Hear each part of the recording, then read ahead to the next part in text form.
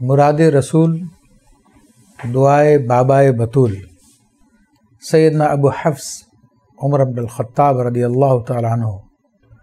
اسلام کی ان عظیم شخصیات میں سے ہے جنہیں اپنوں نے تو تسلیم کیا ہی، لیکن غیر مسلم بھی ان کی تعریف میں رطب اللسان ہیں۔ آپ رضی اللہ تعالیٰ عنہ کو اللہ تبارک و تعالیٰ نے سرکار دو عالم صلی اللہ علیہ وآلہ وسلم کی صحبت کی وجہ سے وہ خوبیاں عطا فرمائی جو دیگر انسانوں میں کم نظر آتی ہے۔ خود آقا علیہ السلام نے اپنے اس محبوب غلام، محبوب صحابی سیدنا عمر فاروق رضی اللہ تعالیٰ عنہ کی شان کو بیان کر کے امت کو پہچان کروائی۔ ویسے تو بہت سارے فضائل جن میں آپ دیگر صحابہ کے ساتھ شریک ہیں، مثلا آپ عشرہ مبشرہ میں سے بھی ہیں، آپ خلفائے راشدین میں سے بھی ہیں، لیکن سرکار دو عالم صلی اللہ علیہ وسلم نے آپ کے امتیازی فضائل بیان کیے۔ آپ علیہ السلام نے سیدنا عمر فاروق رضی اللہ تعالیٰ عنہ کو طلب کیا اللہ تبارک و تعالیٰ سے، اور دعا کی اللہ تبارک و تعالیٰ سے، تو اس لیے آپ کو مراد رسول بھی کہا جاتا ہے اور دعائے رسول بھی کہا جاتا ہے۔ آپ رضی اللہ تعالیٰ عنہ کا لقب فاروق ہے، اور جب سیدنا علی کرم اللہ وجہ الکریم سے لوگوں نے عرض کی کہ حضور سیدنا عمر کو فاروق کیوں کہا جاتا ہے، تو آپ نے فرمایا ذالک رجل سماہ اللہ الفاروق، کہ یہ وہ آدمی ہیں کہ جن کو اللہ تبارک و تعالی نے فاروق کا لقب دیا، فاروق کے نام سے ان کو پکارا، اور آپ نے حق اور باطل کے درمیان میں فرق کر دیا۔ آپ رضی اللہ تعالیٰ کی فضیلتوں میں ایک عظیم فضیلت یہ بھی ہے کہ سرکار دو عالم صلی اللہ تعالی علیہ وآلہ وسلم نے ارشاد فرمایا لو کان بعدی نبیا لکان عمر، کہ اگر میرے بعد کوئی نبی ہوتے تو وہ عمر ہوتے، لیکن آپ علیہ السلام پر نبوت کا سلسلہ ختم ہو گیا۔ آپ رضی اللہ تعالیٰ کی ایک عجیب شان یہ بھی ہے کہ سرکار دو عالم صلی اللہ تعالی علیہ وآلہ وسلم نے اس کی خبر دی اور ہم امت مسلمہ کو بتایا کہ عمر جس راستے پہ چلتے ہیں اس راستے سے شیاطین اپنا راستہ بدل لیتے ہیں، کسی اور راستے پہ چل پڑتے ہیں۔ اور یہ بھی سرکار دو عالم صلی اللہ تعالی علیہ وسلم نے اپنے محبوب صحابی کی پہچان کرانے کے لیے امت کو بتایا کہ میں دیکھتا ہوں کہ جن انسانوں اور جنات کے شیاطین عمر سے بھاگتے ہوئے نظر آتے ہیں۔ آپ رضی اللہ تعالیٰ عنہ وہ عظیم شخصیت ہیں کہ جن کے بارے میں سرکار دو عالم صلی اللہ تعالیٰ علیہ وسلم ارشاد فرماتے ہیں کہ اللہ تبارک و تعالیٰ عمر فاروق پہ فخر فرماتا ہے۔ حدیث شریف میں ہے اور مشہور حدیث ہے کہ اللہ تبارک و تعالیٰ نے اہل عرفہ پہ عمومی طور پہ فخر فرمایا اور عمر بن خطاب رضی اللہ تعالیٰ عنہ پر خصوصی طور پر فخر فرمایا۔ اور آپ وہ ذات ہیں کہ جن کے بارے میں سرکار دو عالم صلی اللہ تعالیٰ علیہ وسلم نے یہ بشارت دی کہ اللہ تبارک و تعالیٰ قیامت کے دن جس شخص سے سب سے پہلے مصافحہ فرمائے گا، جس پر سب سے پہلے سلام فرمائے گا اور جس کا ہاتھ پکڑ کے جنت میں داخل کر دے گا وہ عمر بن خطاب ہے رضی اللہ تعالیٰ عنہ۔ اور آپ رضی اللہ تعالیٰ عنہ کے علم کی کیا کیفیت تھی، کیا مقام تھا، اس کو ہم لفظوں میں بیان نہیں کر سکتے۔ سرکار دو عالم صلی اللہ تعالیٰ علیہ وسلم نے اپنی امت کو سمجھانے کے لیے یہ بات بیان فرمائی کہ میں نے خواب دیکھا اور خواب میں مجھے دودھ پیش کیا گیا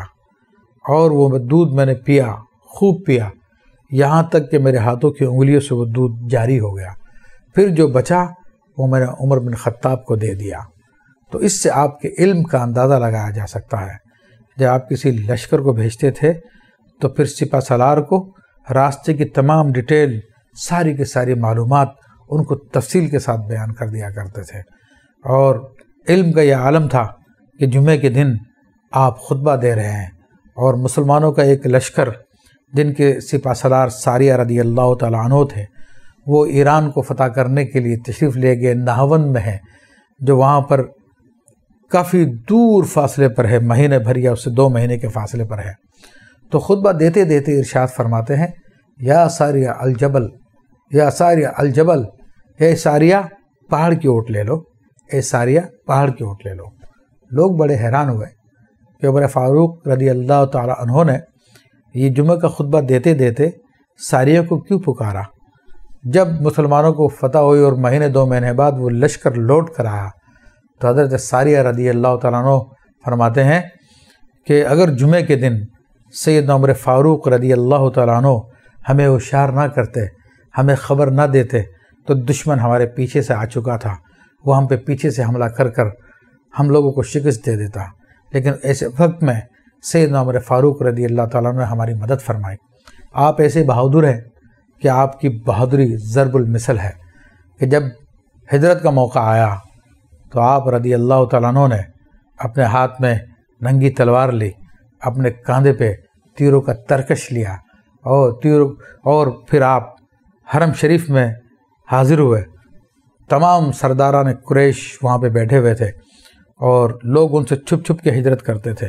لیکن عمر فاروق رضی اللہ تعالیٰ عنہ کی ہجرت کی یہ شان تھی کہ آپ فرماتے ہیں کہ اے لوگو، جس کو اپنی بیوی کو بیوہ کرنا ہے، اپنے بچوں کو یتیم کرنا ہے، تو عمر ہجرت کر رہا ہے، آؤ اس کا راستہ روک لو۔ تو کسی کافر کی جرت نہ ہو سکی کہ ہجرت میں آپ کا راستہ روک سکتا۔ سیدنا عمر فاروق رضی اللہ تعالیٰ عنہ کے بارے میں دنیا رائے دیتی ہے، آپ کے نظام حکومت کو تسلیم کرتی ہے، اور آج یورپ کا نظام لوگ اس کی مثال دیتے ہیں، لیکن وہ سیدنا عمر فاروق رضی اللہ تعالیٰ عنہ سے متاثر ہو کر بنایا گیا۔ سیدنا عمر فاروق رضی اللہ تعالیٰ عنہ جو مسلمانوں کے خلیفہ تھے، امیر المومنین تھے، لیکن اس کے باوجود سادگی کا یہ عالم تھا کہ آپ کے کپڑوں پر چمڑوں کے پیوند لگے ہوتے تھے، کبھی پیٹ بھر کے نہیں کھاتے تھے، کبھی نرم بستر پہ آرام نہیں فرماتے تھے، کسی بھی درخت کے نیچے اینٹ کا تکیہ بنا کر آپ آرام فرما ہو جایا کرتے تھے۔ آپ رضی اللہ تعالیٰ عنہ کا معاملہ ایسا تھا کہ دشمن آپ کے نام سے ہیبت کھاتے تھے، آپ کی سادگی کی وجہ سے ہیبت کھاتے تھے۔ آپ رضی اللہ تعالیٰ عنہ لوگوں کا براہ راست خیال فرماتے تھے۔ اپنے دور حکومت میں آپ رضی اللہ تعالیٰ عنہ وہ شخصیت ہیں کہ جو رات کے اندھیرے میں بھیس بدل کر مدینہ منورہ کی گلیوں میں نکل جاتے اور لوگوں کے احوال کو براہ راست ملاحظہ فرماتے اور پھر ان کے معاملات کو درست فرماتے۔ آپ رضی اللہ تعالیٰ عنہ کسی کام میں لوگوں کی مدد کرنے میں ہچکچاتے نہیں تھے۔ کسی کو اگر مال کی ضرورت پیش آتی، کسی کو ضرورت پیش آتی تو اپنے کاندھے پہ سامان رکھ کر اس کے گھر پہ پہنچایا کرتے تھے۔ بیت المال کا ایک اونٹ گم ہو گیا تو آپ اس کی تلاش میں نکلے ہوئے ہیں اور اس کو خود تلاش فرما رہے ہیں، تو سیدنا علی کرم اللہ وجہ الکریم نے ارشاد فرمایا، اے عمر، تم اپنے بعد میں آنے والوں کو تم نے تھکا دیا ہے۔ یعنی وہ مثالی نمونہ پیش کیا ہے کہ بعد میں سب کو اس کی پیروی کرنی پڑے گی۔ سیدنا عمر بن خطاب رضی اللہ تعالیٰ عنہ سرکار دو عالم صلی اللہ تعالیٰ علیہ وسلم کے ان چہیتے صحابہ کرام میں سے ہے کہ سرکار دو عالم صلی اللہ تعالیٰ علیہ وآلہ وسلم نے ان کے دین کی گواہی دی۔ آپ علیہ السلام فرماتے ہیں کہ خواب میں میرے سامنے لوگ گزرے، کسی نے چھوٹی قمیض پہنی ہوئی تھی، کسی کے سینے تک تھی، لیکن میں نے عمر بن خطاب کو دیکھا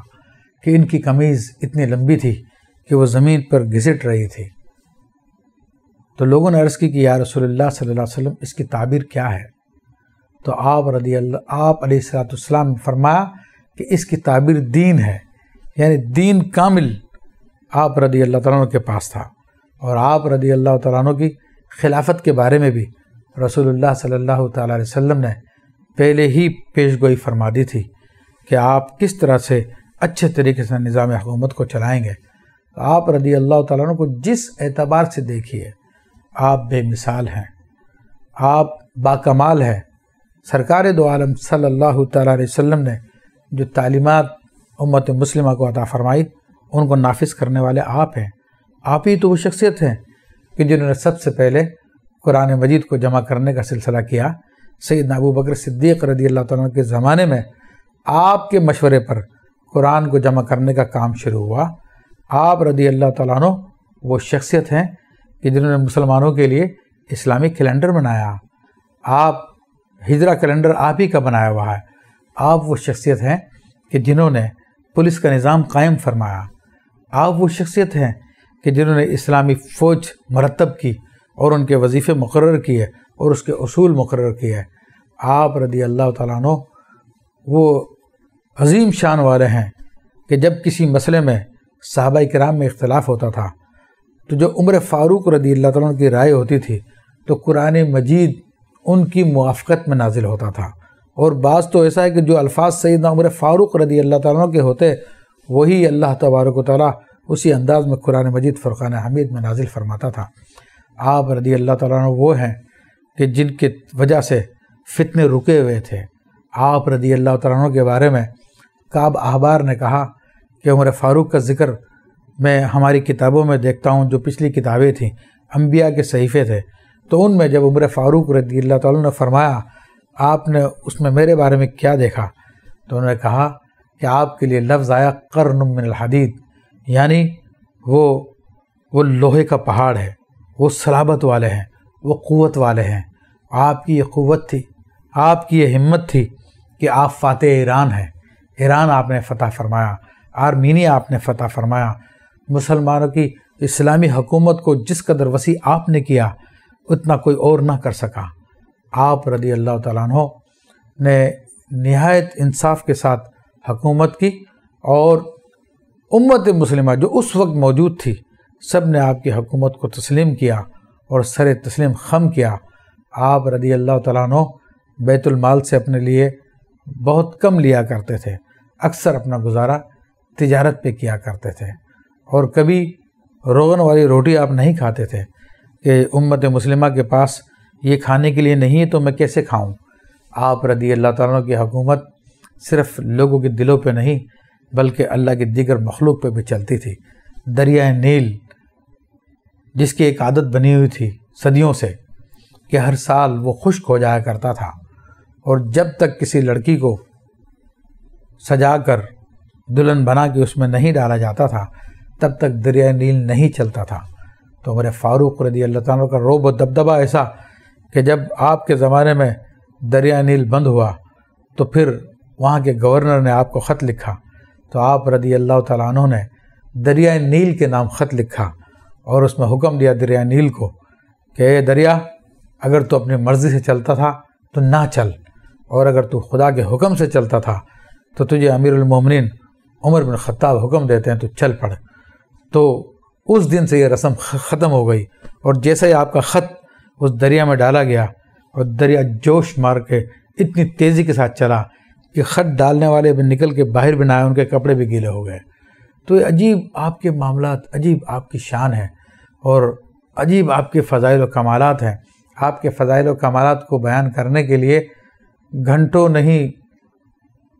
مہینوں نہیں، سالوں بھی لگ جائے تو آپ کے فضائل کمالات پورے نہیں ہو سکتے۔ آپ کے فضائل و کمالات کے حوالے سے ایک روایت میں بیان کر کے بات کو ختم کرتا ہوں کہ سرکار دو عالم صلی اللہ تعالیٰ علیہ وسلم کی خدمت میں ایک مرتبہ جبریل امین حاضر تھے۔ آپ علیہ السلام نے فرمایا کہ اے جبریل، کیا عمر بن خطاب کی کوئی فضیلت آپ کو معلوم ہے؟ تو عرض کی کہ یا رسول اللہ صلی اللہ علیہ وسلم، اگر مجھے سیدنا نوح علیہ السلام کی عمر مل جائے اور میں اس ساری عمر میں حضرت فاروق اعظم کے فضائل بیان کرتا رہوں تو ان کے فضائل ختم نہ ہوں گے۔ اللہ تبارک و تعالی ہمیں ان کی محبت عطا فرمائے۔ امام اہل سنت مجدد دین و ملت الشاہ امام احمد رضا خان علیہ رحمۃ الرحمن نے بڑی خوبصورت بات کی کہ جن کے اعداء پہ شیدہ سقر، یعنی عمر فاروق تو وہ ہیں جن سے منافق لوگ جلتے تھے، بغض رکھتے تھے، تو فرمایا کہ جن کے اعداء پہ شیدہ سقر کہ جہنم ان کے دشمنوں پہ عاشق ہے، اس خدا دوست حضرت پہ لاکھوں سلام۔ یہ امام علیہ سنت نے آپ کی شان میں اشعار بیان کیے، اور نبی علیہ السلام ارشاد فرماتے ہیں کہ جس نے عمر سے محبت کی اس نے میری محبت کی وجہ سے محبت کی، اور جس نے عمر سے بغض رکھا اس نے میرے بغض کی وجہ سے عمر سے بغض رکھا۔ اللہ تبارک و تعالی ہمیں سیدنا عمر فاروق رضی اللہ تعالیٰ عنہ سے محبت کرنے والوں میں شامل فرمائے۔ آمین بجاہ النبی الامین۔